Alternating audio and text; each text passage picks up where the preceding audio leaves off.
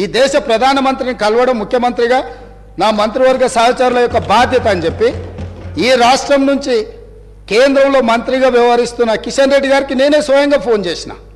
సిద్ధాంతపరంగా మేము భారతీయ జనతా పార్టీని విభేదిస్తాం, కానీ రాష్ట్ర ముఖ్యమంత్రిగా నా కర్తవ్యము నా రాష్ట్రానికి మన రాష్ట్రానికి కావాల్సిన నిధులను తెచ్చుకోవాలన్నప్పుడు రాష్ట్ర కేంద్ర ప్రభుత్వాల మధ్యన సత్సంబంధాలు ఉండాలి అని మేమే ఒక అడుగు ముందుకేసి కేంద్ర మంత్రి కిషన్ రెడ్డి గారికి నేను స్వయంగా ఫోన్ చేసిన. మీరు ఒకసారి ప్రధానమంత్రి గారితో మాట్లాడండి, మనం వెళ్ళి కలుద్దాము, మనకు రాష్ట్రానికి సంబంధించిన ఏమైనా నిధులు తెచ్చుకునేది ఉంటే డెఫినెట్గా చేద్దామని. ఎందుకు మేము బేసిజాలకు పోదలుచుకోలేదు.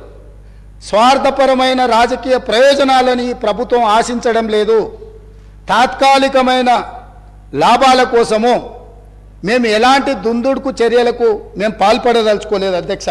అందుకే ఈరోజు మీరందరూ మనమందరం ఈ సభలో చర్చ ఇదే కాకుండా విద్యుత్ శాఖకు సంబంధించి మా సాగునీటి పారుదల శాఖ మంత్రి గారు కూడా ఈ సమావేశాలలోనే శ్వేతపత్రాలు విడుదల చేయదలుచుకున్నాం.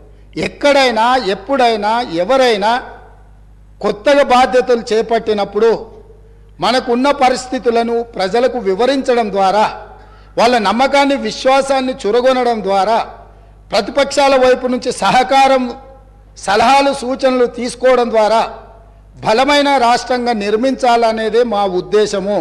కాబట్టి ఇప్పటికైనా గతంలో చేసిన తప్పులనే మళ్ళీ మేము వితండవాదంతో మీ మీద దాడులు చేస్తామనే విధానాన్ని ప్రతిపక్ష పార్టీ వదులుకోవాలి. వాళ్ళకి ఏమైనా బాధ ఉండొచ్చు, ఇక్కడి నుంచి అక్కడికి వెళ్ళినప్పుడు సహజంగా ఉంటుంది, దుఃఖం కూడా ఉంటుంది. కొంతమందికి జీవితంలో నెరవేరని కోరికలు ఉంటాయి. తండ్రిని కూడా అడ్డు తొలగించుకొని కుర్చీలో కూర్చోవాలనేటోళ్ళు కూడా ఉంటారు. ఔరంగజేబు స్టోరీలు ఇవన్నీ మనం చూసినాం కదా అధ్యక్ష చరిత్రలో. సో వీటన్నిటిని దృష్టిలో పెట్టుకొని వాళ్ళ కుటుంబంలో ఉండే తగాదాలను తీసుకొచ్చి సభలో ప్రస్తావించడం ద్వారా సభ యొక్క ఔన్నత్యాన్ని గౌరవాన్ని తగ్గించే విధంగా వ్యవహరించొద్దు. ఈ ప్రభుత్వం జిమ్మెదారీతో ఇక్కడ ఉన్నది. ఈ ప్రభుత్వం జిమ్మెదారీతో ఇచ్చిన మాటను నిలబెట్టుకుంటుంది.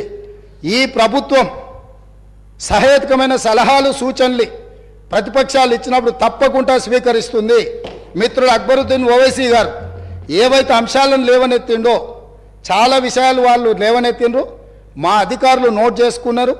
తప్పకుండా ఆ అంశాలను అన్నిటిని కూడా మేము పరిగణలోకి తీసుకుంటాం, పరిష్కరిస్తాం. మేము ఓపెన్గా మేము సెక్రటేరియట్లోనే ప్రజలకు తెలిసినాం. ఈ రాష్ట్రాన్ని ప్రజలు ఈ రాష్ట్రంలో ప్రభుత్వాన్ని ఎన్నుకున్నది సచివాలయం నుంచి ప్రజలకు సుపరిపాలన అందించడానికి.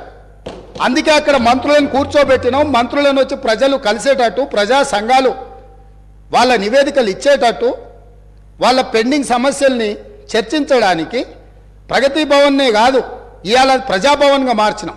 సచివాలయాన్ని ప్రజలకు అందుబాటులోకి తీసుకొచ్చినాం. మేము బాధ్యత తీసుకుని వెంబడే హైదరాబాద్ మీద రివ్యూ చేయాలనుకున్నప్పుడు हम लोग जिम्मेदारी से यहाँ हैदराबाद क्षेत्र से जो पार्लियामेंट में 7 एमएलए से हम लोग बुलाए सचिवालय पे. हमारे पॉलिटिकल डिफरेंसेस में भी देर, मगर जब हम तरक्की करना है, आगे हैदराबाद शहर को हिंदुस्तान में सबसे बड़ा अच्छा शहर बनाने के लिए हमारे दोस्तों से हम गुजारिश किए, भाई आप साथ आ जाओ, जो चाहिए जो पेंडिंग है, जो हैदराबाद तरक्की के लिए हम जिम्मेदारी से जो करना है हम जिम्मेदारी उठाएंगे, आपके साथ लेंगे. हम सरकार चलाने के लिए आज जिम्मेदारी से यहाँ से मैं हमारे एमआईएम पार्टी को चुनाव में जो है आपका मर्जी आपकी है, हमारा मर्जी हमारी है. जो पार्टी हमारा चुनाव लड़ना है हमारे तरीका से लड़ेंगे. मैं जो हैदराबाद शहर ये देश का निशान है, वो हैदराबाद शहर का नाम पूरा दुनिया में रोशनी करने के लिए हम लोग कोशिश करेंगे. वहां पर आपके मदद जरूर लेंगे, कोई शक नहीं है. ड्रग्स के बारे में आप सामने आके 2 कदम आके हमारे मदद दी, हम धन्यवाद कर रहे हैं, क्योंकि ड्रग्स को इराडिकेट करना है हमारा जिम्मेदारी है. हमारे बच्चे हैं, हमारे परिवार है, जो पंजाब को देखने के बाद भी हम नहीं सुधरे तो दुनिया कोई भी अपने को माफ नहीं करने वाले. इसीलिए यहां से मैं जिम्मेदारी से यकीन से मैं वादा कर रहा हूं, ये सरकार को अच्छा चलाने के लिए ये पूरा तेलंगाना में जितना जनता है उनके भला के लिए, उनके वेलफेयर एंड डेवलपमेंट के लिए, खासकर माइनॉरिटी वो may be Christian minority, Muslim minority, Sikh minority और any other minority. Minority majority में कोई अंतर नहीं है।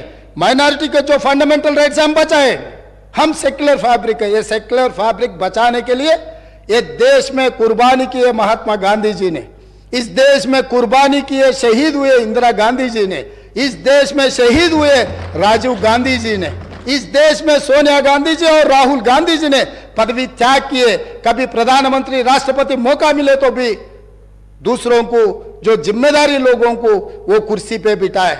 इसीलिए यकीन से मल्लिकार्जुन खड़गे जी के नेतृत्व में दलित, आदिवासी, गिरिजन, ओबीसी, माइनॉरिटी महिलाओं के भला के लिए कांग्रेस पार्टी आगे सरकार चलाएंगे। आप लोग कभी भी 24 घंटा कभी भी आपको कुछ सरकार को सुझाव देना है तो हम लोग वेलकम कर रहे हैं। धन्यवाद अध्यक्ष।